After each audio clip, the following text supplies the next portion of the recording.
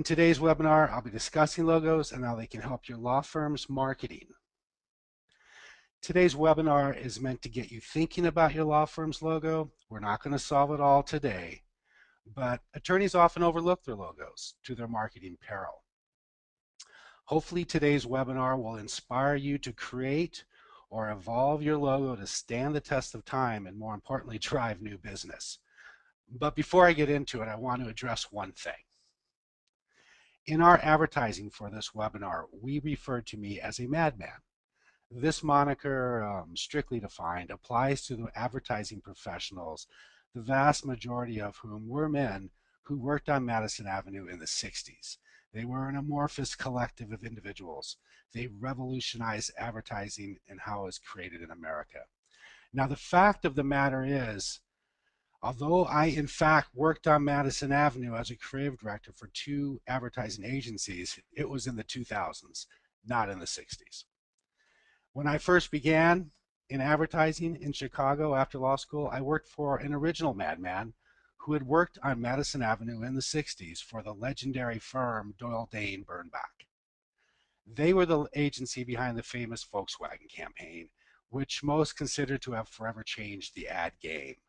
It's a campaign that continues to inspire young advertising writers, art directors, creative directors, and account directors.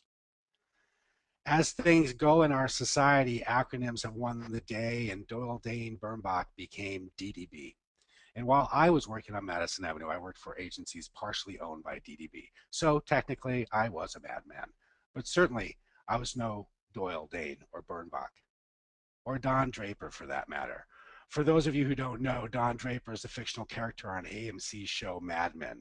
He embodies the Madison Avenue creative director who was part of the sea change in advertising during the 60s. He's played by John Hamm, and folks, I do not look like John Hamm. Nonetheless, I have some real insights on marketing and logos in particular that I think can help attorneys market their firms. Okay, now that that's clear, let's look at some logos and examine what works when it comes to marketing in general and for law firms in particular.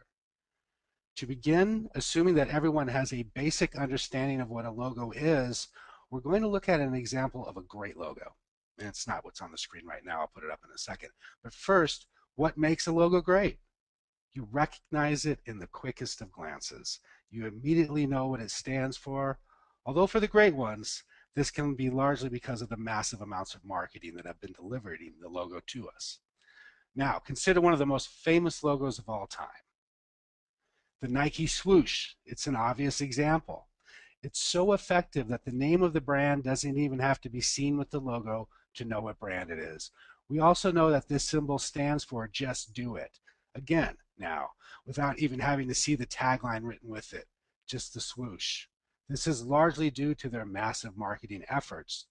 Still, it's a symbol that clearly stands for the Nike brand. It emotes feelings of determination and kicking butt, whether in a professional stadium or on a back road near your home in the middle of nowhere. A great logo literally tells you what to think, feel, and do. Admittedly, this will be much more of a challenge for your law firm, but hopefully this discussion will help you clarify what your firm's logo should stand for and what it should look like. More about this in a bit. But first, let's look at another great logo. Apple's Apple. Think about how this symbol emotes different feelings inside you compared to Nike's swoosh. The apple stands for tech ingenuity, creativity, and thinking different. iPhones, iPads, iTunes. Whenever you see the apple with a bite out of it, you know immediately what brand it is, and you have thoughts and feelings that emanate from this symbol. But for our purposes, I want to share with you, unlike Nike's swoosh, how Apple's logo has evolved through the years. In fact, most logos evolve. Apple's first logo incorporated Isaac Newton under a tree. It was a Baroque illustration and seems almost naive by today's standards. But Apple's logo evolved into a rainbow apple for over 20 years. During that time, I bought my first Apple, the 2E. That was back in. And they used this logo into the black Apple in '98, and then into the glass Apple of today. This glass apple is on every box, product, commercial, even on the front of their beautifully designed stores. It's ubiquitous in our culture. So important for this webinar, in your law firm's logo, most logos evolve. Part of it has to do with how a company grows, along with what it offers, as well as how a brand evolves from being a local to regional to national to a global brand. And part of it has to do with how our society has come to need the simplest of marks to connote a brand. Consumers are bombarded with too many messages every day. Some say over 3,000 messages a day. Part of the reason why logos evolve also has to do with the need for them to be used in so many different types of materials, formats, in media. Think about all the places your logo has to be used. Next, consider Johnnie Walker. I was fortunate to work on the Johnnie Walker brand when they introduced their gold, blue, and green labels to America, joining their black and red labels already here. At that time, they also wanted to change their logo to a global master brand that would work for all the labels. The Striding Man was evolved. Now, I still have a soft spot in me for the old Striding Man logo, but change was in the air. There is no denying it, and Johnnie Walker evolved their logo to the new Striding Man. And this was used to expand this brand to these new different variations that the brand offered in our country. And it was also used for all of their international communications. It's used as an integral part of their branding, from internal correspondence to directly onto their bottles and labels. This new logo had to work on all these different surfaces. And it also was incorporated directly into their advertising. This Keep Walking campaign actually beat my agency's campaign, which we had a campaign called Walk the Walk, which I still like better. But Keep Walking won the day. And fortunately, we were at least given lots of product while we worked on this campaign. Next, along with the reality that almost every logo evolves, is the reality that most brands simply use their name as the basis of their logo. A lot of major, well-established brands have always done this. They may treat their name with a certain shape or color or gradation, but their logo is essentially the same as their name. It's not a picture of an object. It stands for the name. It's not a swoosh or anything. It's their name. And today's generation of new brands also tend to base their logo on their name. Google, Facebook are great examples. The use of the company name as a logo is very relevant, obviously, for law firms, where the brand is essentially you, the attorneys. And more often than not, brand logos across industries today are grounded in their name. LawLytics follows this path as well. We feel our name's uniqueness and how it conveys our brand offering substantiate using it as our logo. We use shades of blue to accentuate our name as logo. In various places you'll find it. When your brand name is unique and when it is the core of what your brand offers, as with law firms, using your name as your logo is the rock solid approach. Having worked on both Coke and Pepsi accounts, I could do a separate webinar on their logo evolutions all alone, but that wouldn't really help you attorneys with it.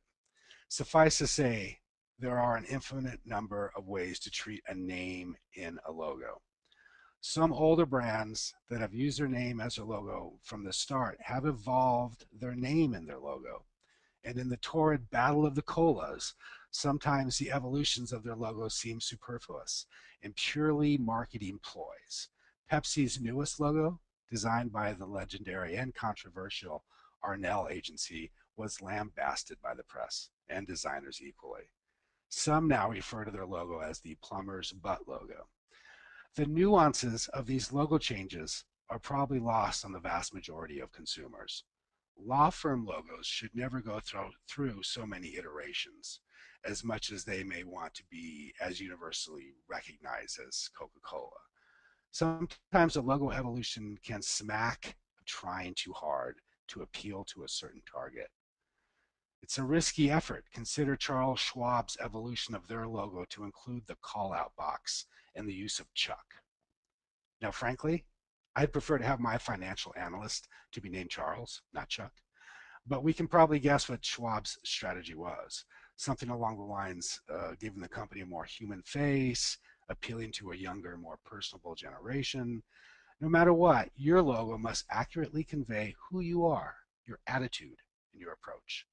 Before we get into specific law firm logos, one last lesson from a non-legal brand that uses its name as its logo.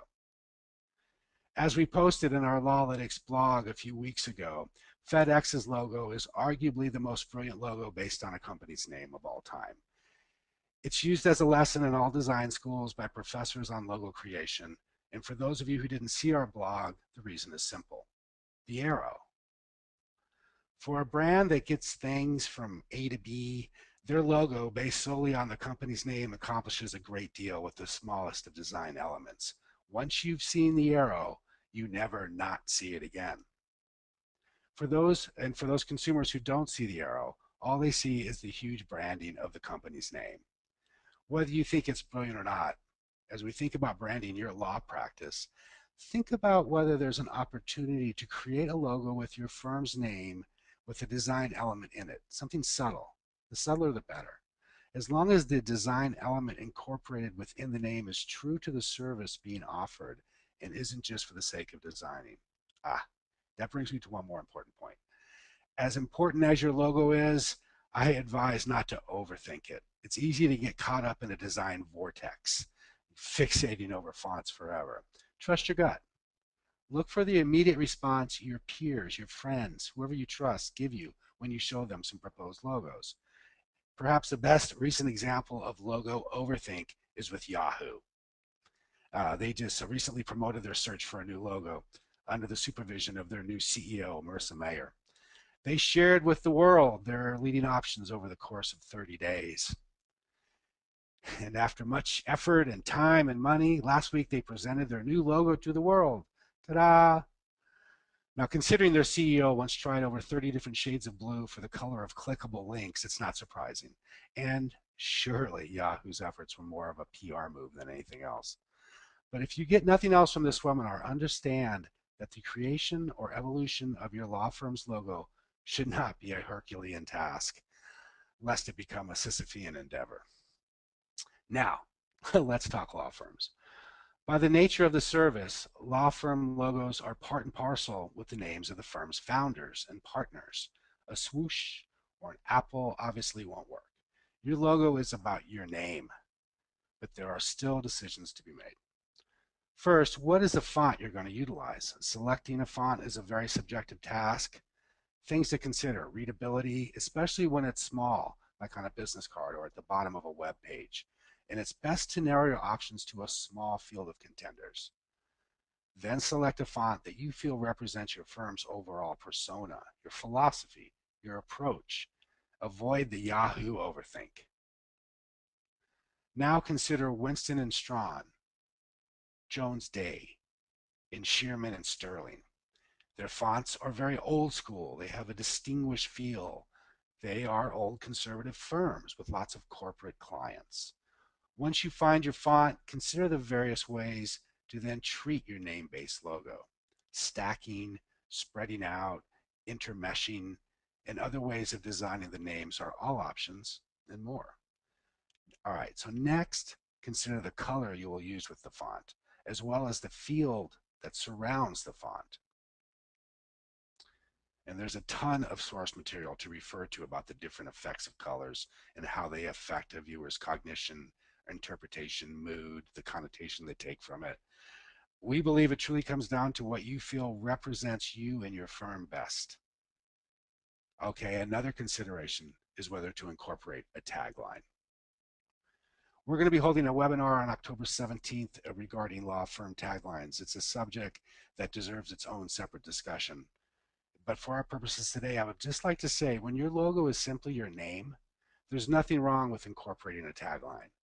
But be sure to consider whether your logo will look like, what it will look like for any situations where you don't want to include your tagline. Ask yourself this: when you use your logo in places like your letterhead, will you want the tagline to be part of it? And be sure your tagline actually says something unique.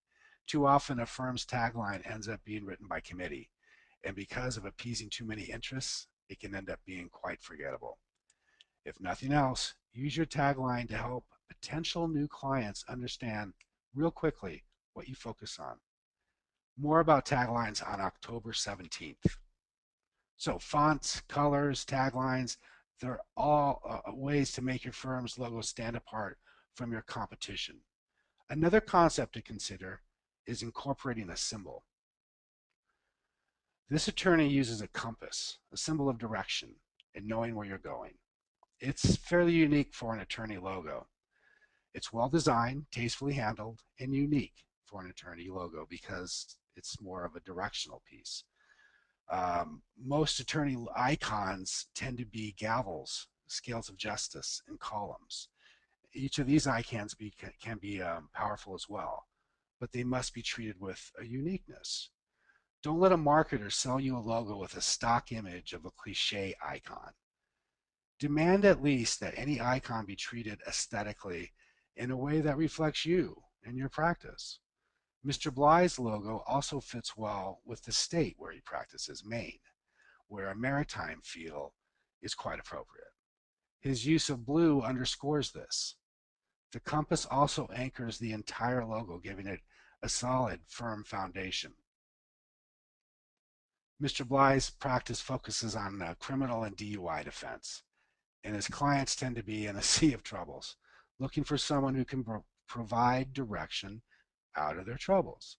And that's another reason why this icon is fantastic.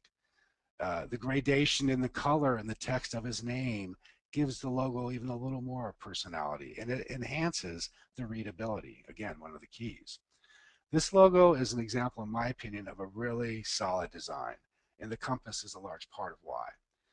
It truly represents the lawyer and his practice. Back to gavels, scales, and columns for a second. In general, these icons are what we in advertising call quick reads. They stand for justice, fairness, the institution of the law, while a compass stands for direction and finding one's way. Gavels, scales, and columns are powerful, no doubt, but they need to be designed in a way that makes them unique to your law firm, the law firm in particular. As in this case, Glendenning's logo has a unique treatment of the scale of justice, linchpinning nicely with the letter G. Glendenning has a criminal defense practice, and nothing speaks louder to defendants than fairness and justice. Glendenning is a female attorney with a solo practice, and the color palette reflects her personality really well. Another thing to keep in mind when considering an icon to accompany your name in your logo is what your main competitors are doing with their logos. Do you really want to use a gavel if your three main competitors are also using a gavel? Of course not. So like any smart brand, do a quick audit of your main competitors and eliminate their iconography from the field of considerations for your logo. Now here's an example of a logo that uses the scales in an uncreative way. It is literally a stock icon of scales. There's nothing unique about it. Considering the firm emphasizes estate and tax planning, this is completely lost in this logo treatment. There are risks of having a forgettable logo. This firm probably has a vibrant practice, and they've been around for 25 years, so no doubt they're doing a lot of things right. They may be the very best in their practice area, the best in their community, but their logo sells them short. Maybe they wanted a logo that truly reflected their name. I don't want to pick on them. Like most attorneys, they're too busy with their practice to think about their logo. So, to conclude, we at LawLytics believe that your law firm's marketing will benefit from unified branding, and the cornerstone of your branding is your logo. It needs to be as genuine and as unique as you and your practice are. It needs to stand apart from your competitors, and it needs to be easy to read in every media. But to be clear, your logo and all of your marketing for that matter, we know and you know, is nowhere near as important as the reputation you develop throughout your career. In advertising, there's an unspoken rule that the worst thing for a bad product or service is great advertising. As you build your practice and develop the reputation you deserve, marketing can help spread the word. All of your marketing should be branded with your logo. Hopefully today's webinar has convinced you to go beyond simply having a generic text-based logo without any visual highlight whatsoever. Make your logo reflect you, and it will serve you well as a sign-off for every piece of marketing or PR or any correspondence that leaves your office. As I said earlier, creating a great representative logo shouldn't require moving mountains. Still, don't fall for marketing ploys that just mail it in, treating your logo simply as a text on a page. A generic logo is an invisible logo. When potential new clients are searching the web for an attorney, these little things, like your logo, they can make a difference. So, answer the 5 questions on this slide, and you'll be well on your way to your own logo exploration. And you probably already know the answer to most of these. We do suggest hiring a professional to design your logo. It's that philosophy we all heard in law school that's akin to the one about the lawyer who represents himself as a fool for a client. But when dealing with designers, it's okay to emphasize the need for your logo to stand out. Show them your competitors, share that with them. It needs to be legible. Let them know all the places you're going to use it, and printable, and be a quick read. Sometimes things get a little too fancy and over-designed, all caught up in the thrill of it. Also, double check the kerning of any logo created for you. Now, the kerning is the spacing between each letter, and it's the spacing between each word. So double check that. Sometimes some designers will just do a real quick pass on it to save them time, so you know how to call them out on it. If your designer utilizes an icon, demand that it's handled with a unique aesthetic.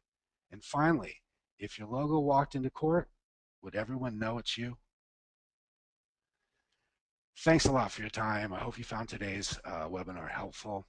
But before you go, I want to give you a heads up. You're definitely going to want to check out next week's LawLytics webinar. It's Thursday the 19th. It's going to feature Jared Jordy. He's LawLytics Director of Strategy, and he's going to be discussing cohesive long-term content strategy for law firms. I think you're going to find the information he's going to share to be a little different than what you might anticipate, and it's a drastic departure from what the typical legal marketing companies try to sell you. As always, you can check out the complete list of our upcoming Thursday webinars at any time at lawlytics.com/webinars/new.